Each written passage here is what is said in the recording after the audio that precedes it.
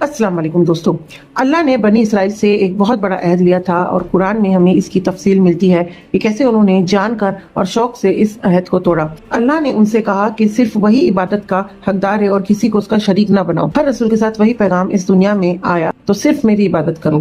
یہ سب سے بڑا حق ہے جو اللہ پر ہے، اور اس کے بعد آتے ہیں انسانوں کے حقوق۔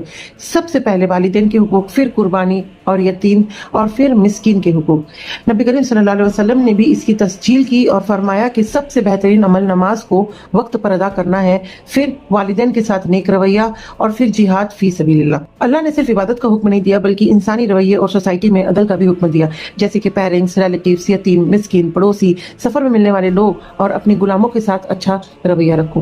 یہ سب قرآن میں 4:36 ورس میں صاف طور پر فرمایا گیا ہے کہ worship Allah and join none with him and do good to parents, kinsfolks, orphans, al-miskin, near and distant neighbors, companions, wayfarers and those whom your right hand possess. Allah does not like the proud and boastful. لیکن بنی اسرائیل نے اپنے عہد کو توڑ دیا۔ مدینے میں جب اوس اور خزرج کے عرب قبائل کے درمیان لڑائی ہوئی تو ان کے جوئش الائز نے بھی اپنے دشمن یہودی بھائیوں کو مارنا اور ان کو گھر سے نکالنا شروع کر دیا، جبکہ تورا میں یہ مانا تھا کہ کچھ قبائل پرزنرز کو رینسم کرتے اور بلڈ منی لیتے لیکن خود بھی لوگوں کو مارتے۔ اللہ نے قرآن میں سوال کیا کہ do you believe in part of the scripture and reject the rest? 2:25 کے ورس میں آپ کو اس کا ریفرنس مل جائے گا۔ مطلب کیا تم صرف اپنے فائدے کے لیے ایک حصہ فالو کرتے ہو اور باقی کو نظر انداز کر دیتے ہو؟ یہ ان کے گھمنڈ اور دنیا پسندی کا ثبوت تھا جس میں انہوں نے آخرت کی پرواہ بالکل نہیں کی۔